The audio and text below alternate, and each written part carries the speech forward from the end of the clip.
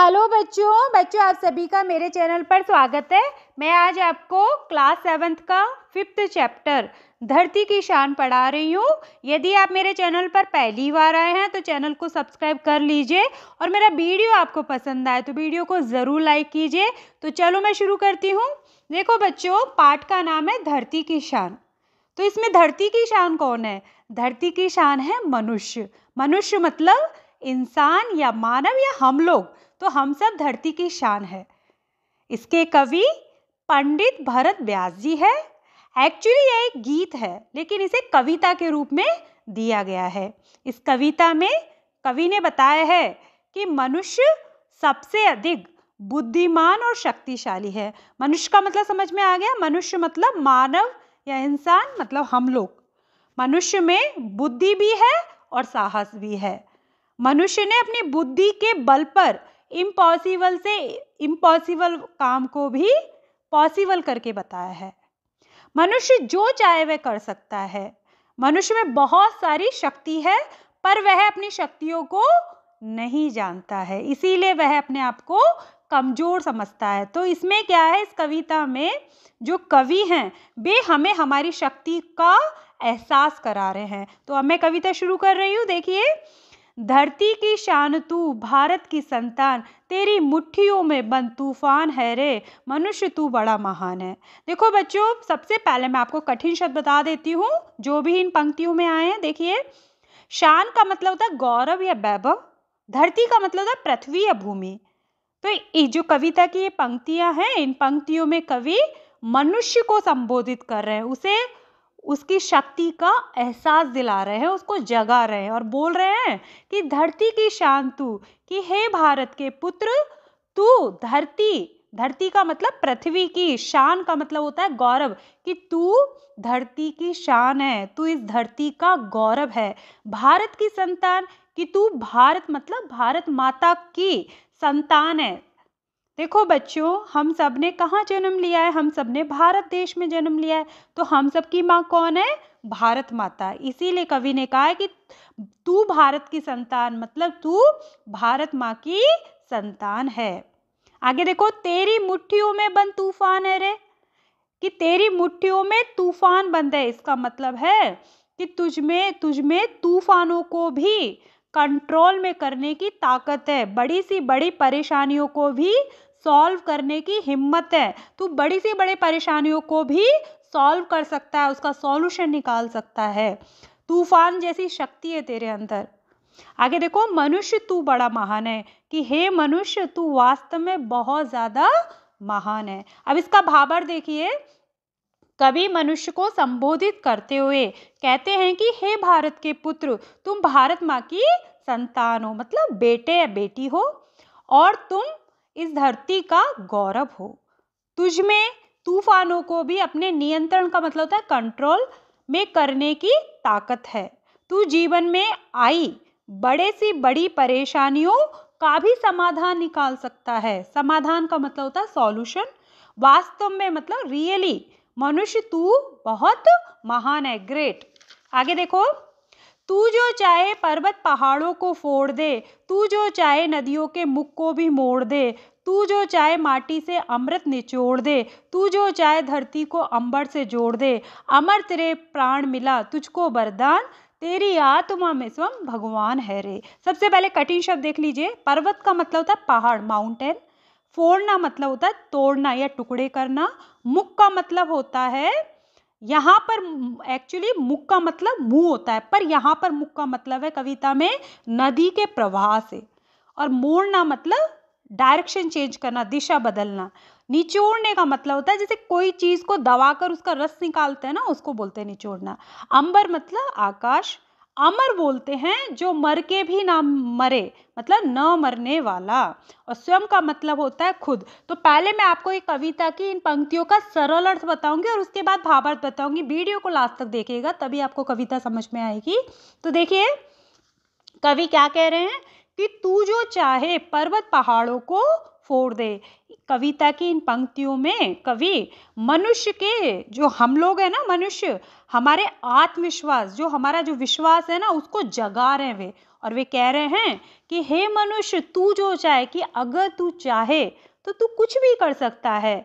पर्वत पहाड़ों को फोड़ दे, पर्वत मतलब पहाड़ी होता है, माउंटेन को फोड़ दे, इसका मतलब है कि कवि ये कहना चाह रहे हैं कि तू पहाड़ों को तोड़कर रास्ता बना सकता है। देखो बच्चों, पहाड़ों को तोड़ना कितना मुश्किल काम होता है, डिफिकल्ट वर्क है, पर फिर भी मनुष्य वो काम करता है और वो कर सकता है। उसके अंदर वो हिम्मत है, ताकत है कि वो पहाड़ों को तोड़कर रास्ता निकाल सकता है।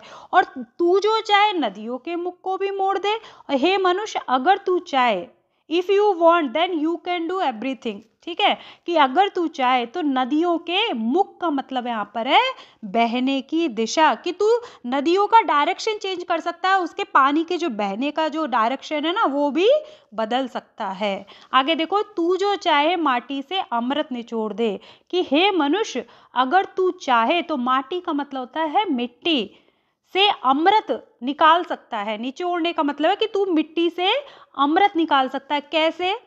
देखो बच्चों, जो किसान लोग होते हैं वो मिट्टी से ही अमृत पैदा करते हैं। कैसे पैदा करते हैं? क्योंकि वो अन्न पैदा करते हैं। तो यहाँ पर कवि ये कहना चाह रहे हैं कि तू मिट्टी से कैसी भी फसल पैदा कर सकता है, अन्न पैदा कर सकता है, क्रॉप, कोई भी क्रॉप लगा मतलब उत्पन्न कर सकता है। आगे देखो, तू जो चाहे धरती को अंबर से जोड़ दे, कि हे मनुष्य, अगर तू चाहे तो धरती को, अंबर मतलब आकाश से जोड़ सकता है। इसका मतलब है, देखो बच्चों, आजकल आपने देखा कितनी बड़ी बड़ी बिल्डिंग बन रही है, तो मनुष्य ने बड़ी बड़ी बिल्डिंग बनाकर धरती को क्या कर दिया?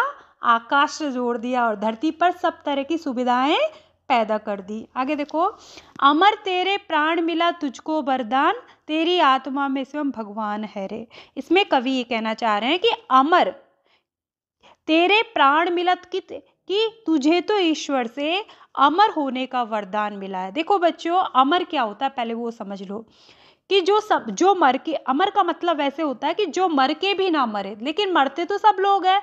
कुछ लोग ऐसे अच्छे काम करते हैं जिन्हें मरने के बाद भी याद किया जाता है, उन्हें अमर कहते हैं। जैसे कि हमारे फ्रीडम फाइटर, ठीक है, जिन्हें मरने के बाद भी याद किया जाए वे अमर हो जाते हैं। तो यहाँ पर कवि ये कहना चाह रहे हैं कि हे मानव, तू अच्छे काम कर जिससे तू अमर हो जाए। तेरी आत्मा में स्वयं भगवान है, कि तेरे अंदर तो स्वयं भगवान रहते हैं। ठीक है, अब इसका भावार्थ देखिए। कवि इन पंक्तियों में मनुष्य के आत्मविश्वास को जगाते हुए कहते हैं कि हे मनुष्य, तू चाहे तो पहाड़ों को तोड़कर रास्ता बना सकता है, तू चाहे तो नदियों के बहने की दिशा बदल सकता है, और तू चाहे तो धरती की मिट्टी से अन्न उत्पन्न कर सकता है, अर्थात चाहे जैसी फसल पैदा कर सकता है। हे मनुष्य, तू अपनी इच्छा अनुसार धरती को आकाश से जोड़ सकता है, तुम्हें हमेशा अमर रहने का वरदान मिला है, अर्थात तू अपने अच्छे कामों से मरकर भी अमर हो सकता है, तुम्हारे अंदर स्वयं भगवान रहते हैं। आगे की कविता देखिए। नैनों में ज्वाल तेरी गति में भूचाल, तेरी छाती में छिपा महाकाल है, पृथ्वी के लाल तेरा हिमगिरी सा भाल, तेरी भुकटी में तांडव का ताल है, निज को तू जान जरा शक्ति पहचान, तेरी वाणी में युग का आह्वान है रे। अब इसके सबसे पहले कठिन शब्द देख लीजिए। नैन का मतलब होता है आंख, आइज, ज्वाल मतलब ज्वाला या अग्नि, आग, गति मतलब रफ्तार या चाल, स्पीड, भूचाल मतलब भूकंप, महाकाल बोलते हैं भगवान शंकर के संहारकारी स्वरूप को बोलते हैं, लाल मतलब बेटा, हिमगिरी का मतलब होता है हिमालय, हिमालय पर्वत, भाल मतलब ललाट, भुकटी का वो बोलते हैं भौहें, जो आईब्रो होती है उनको तिरछी करने को, तांडव बोला जाता है जो भगवान शिव का भयानक जो नृत्य है ना, शंकर भगवान द्वारा किए जाने वाले नृत्य को तांडव कहते हैं, ताल मतलब लय, निज का मतलब होता है खुद, वाणी मतलब बोली, और आह्वान जो लास्ट में है ना उसका मतलब होता है ललकार या पुकार।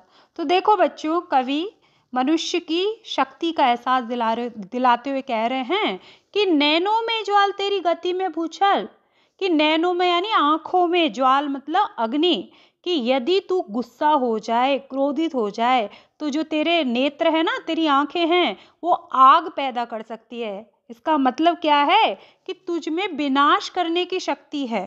तेरी गति में भूचाल, कि तेरी गति में भूचाल यानी भूकंप लाने की शक्ति है।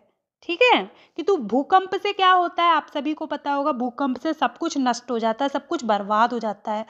तो तुझ में विनाश लाने की शक्ति है, ये यहाँ पर कवि कहना चाह रहे हैं।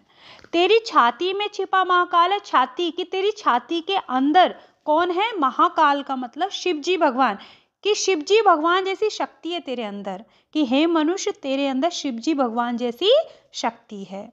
पृथ्वी के लाल तेरा हिमगिरी समा लाल भाल, कि हे मनुष्य तू पृथ्वी का बेटा है, लाल मतलब बेटा, कि तू तो पृथ्वी का बेटा है।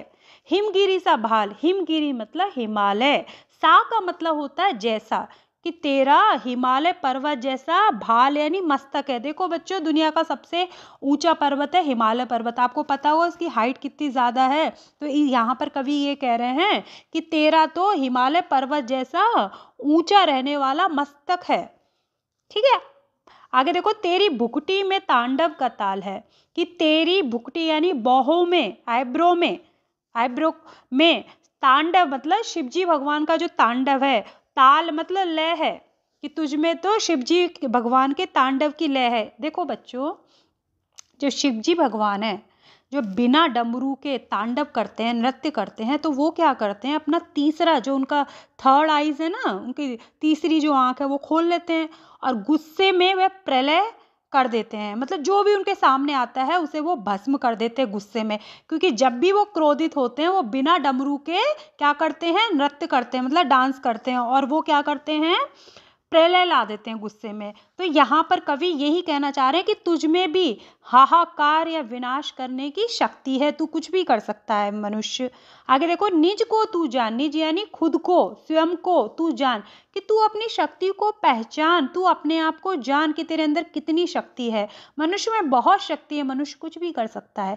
तेरी वाणी में युग का आह्वान है रे, कि तेरी वाणी में तो युग को पुकारने की शक्ति है, युग को बदलने की शक्ति है। इसका मतलब है कि तू अपने हिसाब से युग को, दुनिया को बदल सकता है, उसको अपने हिसाब से चला सकता है। अब इसका भावार्थ देखिए, कभी मनुष्य को उसकी शक्ति का एहसास दिलाते हुए कहते हैं कि हे मनुष्य, यदि तू क्रोधित हो जाए तो तेरे नेत्र, नेत्र मतलब आंखें, आग बरसा सकते हैं, अर्थात विनाश लाने की शक्ति है।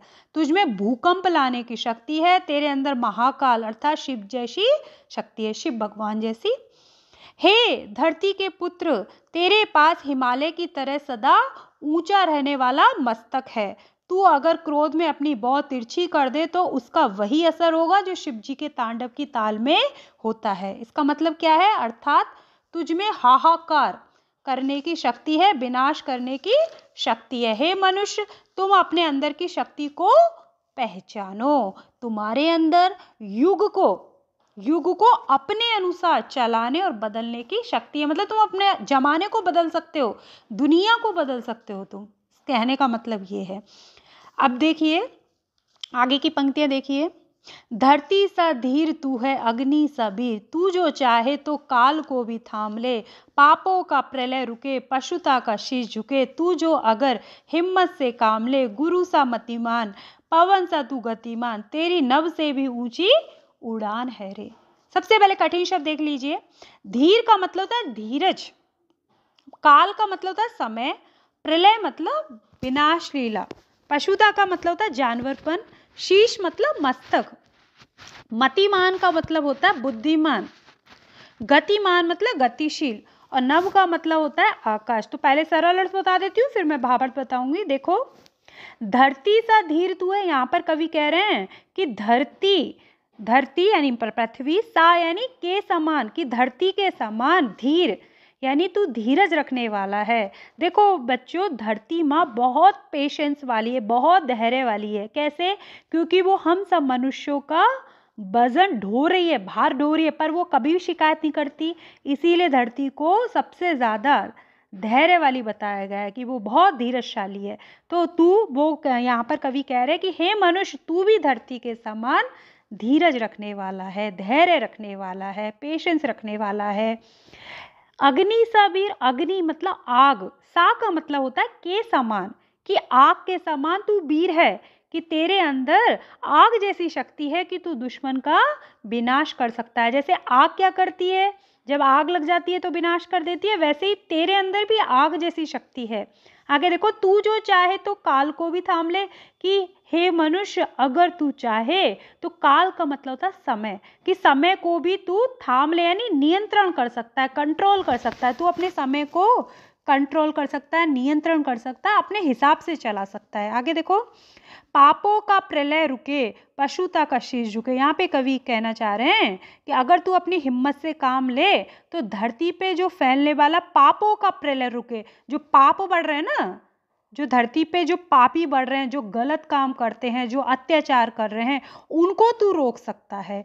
पशुता का शीश झुके, और जो पशुता है ना, जानवरपन, राक्षसपन, उसका शीश झुकने। शीश का मतलब सिर होता है, यहाँ पर है कि बेबी हार मान लेंगे, मतलब तू मनुष्य की पशुता को रोक सकता है, उनके अत्याचारों को रोक सकता है, अत्याचारियों को भी रोक सकता है। आगे देखो, तू जो अगर हिम्मत से, कि अगर तू हिम्मत से काम ले तो कुछ भी कर सकता है। गुरु सा गतिमान, कि गुरु के सायानी समान, कि गुरु के समान तेरे अंदर मतिमान मतलब बुद्धि है, कि तू बुद्धि रखता है गुरु के समान। पवन सा तू गतिमान, और पवन मतलब हवा, सायानी के समान, की हवा के समान तू गतिमान है। देखो बच्चों, हवा कभी नहीं रुकती, हमें हवा हमेशा बहती रहती है। वैसे ही कवि कह रहे हैं कि हे मनुष्य तू भी हवा की तरह गतिमान है, रुकता नहीं, हमेशा चलता रहता है। तेरी नभ से भी ऊंची उड़ान है रे, कि तेरी नभ से भी यानी आकाश से भी ऊंची उड़ान है, कि आकाश से भी ऊंची उड़ान तू ले सकता है, मतलब तू कुछ भी कर सकता है। इम्पॉसिबल से इम्पॉसिबल काम को भी पॉसिबल कर सकता है। आगे इसका भावार्थ देखिए, कवि मनुष्य को संबोधित करते हुए कहते हैं कि हे मनुष्य, तुम्हारे अंदर धरती जैसा धीरज है। धीरज मतलब धैर्य है, तुम धरती के समान धैर्यवान हो, तुम आग जैसे वीर हो, तुम्हारे अंदर आग जैसी जलाने की शक्ति है जो किसी भी दुश्मन को राख कर सकती है, मतलब बर्बाद कर सकती है। तुम समय को भी नियंत्रण कर सकते हो, अगर तुम थोड़ा साहस से काम लो तो धरती पर हो रहे अत्याचारों और अत्याचारियों का नाश कर सकते हो, मनुष्य की पशुता को रोक सकते हो। मनुष्य रोक सकता है ना। तुम्हारे अंदर गुरु जैसा ज्ञान है, तुम बुद्धिमान हो, तुम्हारी चाल हवा जैसी गतिमान है, तुम्हारे साहस, बुद्धि और शक्ति के सामने कुछ भी संसार में असंभव नहीं है। असंभव मतलब इम्पॉसिबल नहीं है, इसीलिए अपनी शक्ति को पहचानो। बच्चों, आशा करती हूँ कि आपको ये कविता समझ में आ गई होगी। यदि आपको मेरा वीडियो पसंद आए तो वीडियो को ज़रूर लाइक कीजिए और मेरे चैनल को ज़रूर सब्सक्राइब कीजिए। धन्यवाद।